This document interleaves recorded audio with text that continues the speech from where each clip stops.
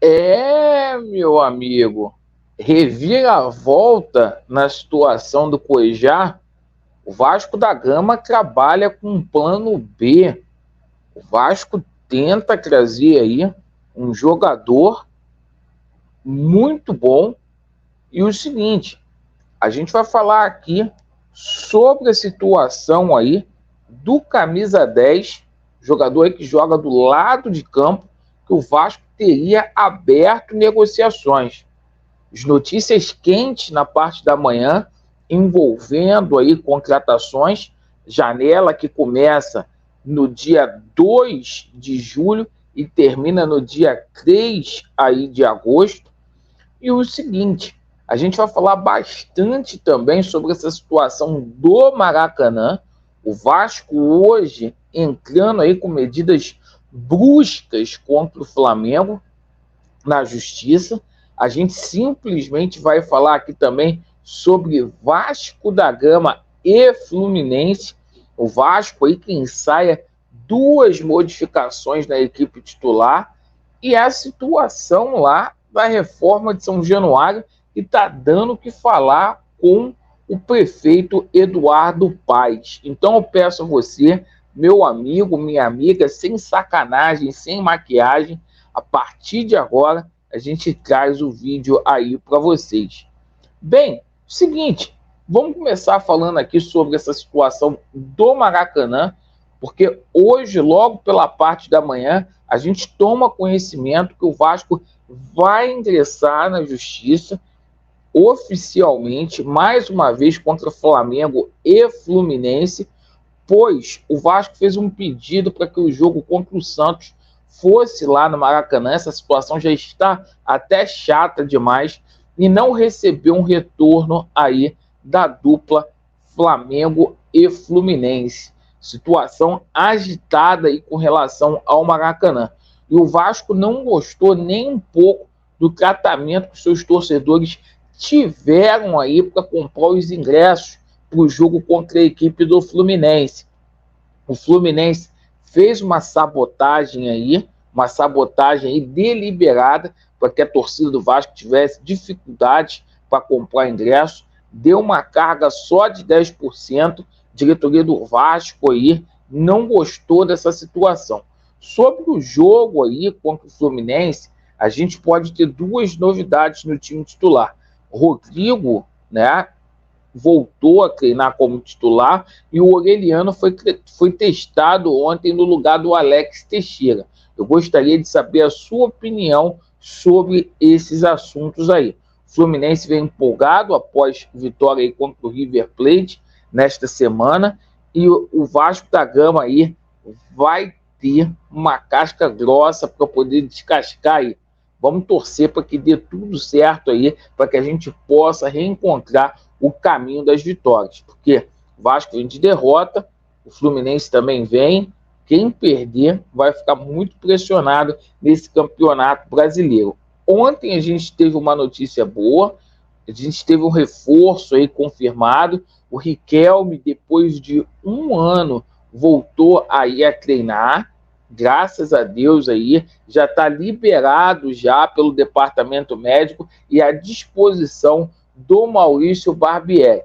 O Vasco que tenta aí adiar aí a apresentação do Andrei e do Marlon Gomes na seleção sub-20. Isso mesmo.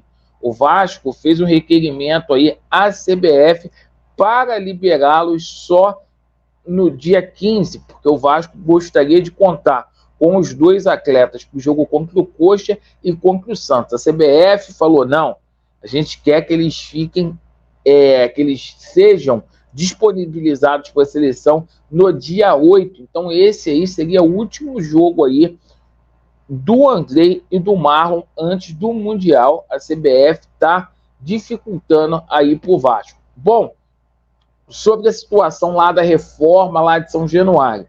O Vasco está tentando aí, o Salgado falou que já tinha, né? Arrumamos. A situação é o seguinte, o Eduardo Paes espera aprovar aí na Câmara dos Vereadores aí a situação envolvendo o potencial construtivo, né? para poder aí dar capacidade para o Vasco poder angariar recursos aí, vendendo um terreno aí da prefeitura, para que efetivamente o Vasco possa aí construir o seu estádio. A situação está dessa forma aí, né? Diz o Salgado que essa situação deve se resolver em agosto ou até mais tardar em janeiro. Deixe o seu comentário. Bom, sobre a situação aí envolvendo reforços, meus amigos, o que acontece? Ontem a gente recebeu uma notícia na parte da noite que o Inter se aproximou de um desfecho positivo com relação à situação de Gustavo Cuejá. O Vasco vive aí um momento de muita dificuldade aí financeira e o Vasco está tentando aí fazer negócios onde ele consiga aí parcelar. O Inter foi com muita força aí e a proposta teria agradado o Cuejá, faltando o aval lá do Al Hilal para poder liberá-lo no meio do ano. O Vasco nos bastidores aí já trabalha já com uma segunda opção. Não desistiu do Cuejá, o Vasco ainda negocia com o Cuejá, sabe que a situação é difícil, mas o Vasco já tem um plano B, que é o Aníbal Moreno, que é o jogador lá do Racing, até atuou ontem contra a equipe do Flamengo. O Vasco ontem também saiu a notícia com relação à situação do Lucas Veríssimo, que é um jogador que foi especulado nessa janela e que o Vasco tem interesse aí no Lucas Veríssimo. O Vasco negocia junto com o Benfica, outras equipes brasileiras aí também está no páreo. É um jogador que faz ali a situação de volante e que faz também a zaga ali, que é um jogador coringa. Esse nome aí do Lucas Veríssimo agrada muito ao Vasco da Gama, certo? Agrada muito ao Paulo Brax, jogador aí de seleção brasileira, que só não teve na Copa do Mundo porque estava machucado. Situação aí envolvendo camisa 10, certo? O Vasco, gente, não vai fazer compra absurda. O Vasco não tem dinheiro para isso, é pé no chão. A gente tomou conhecimento agora na parte da manhã da situação aí que o Vasco tenta contratar aí o Bernard. Bernard, aquele que jogou no Atlético, aquele que jogou na Ucrânia e que está lá no Panathinaikos. Aquele jogador que chegou a passar por seleção brasileira e também na Premier League, né?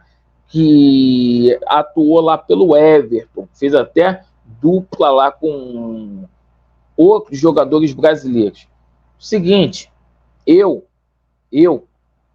espero que o Vasco da Gama faça um esforço aí para poder contratar.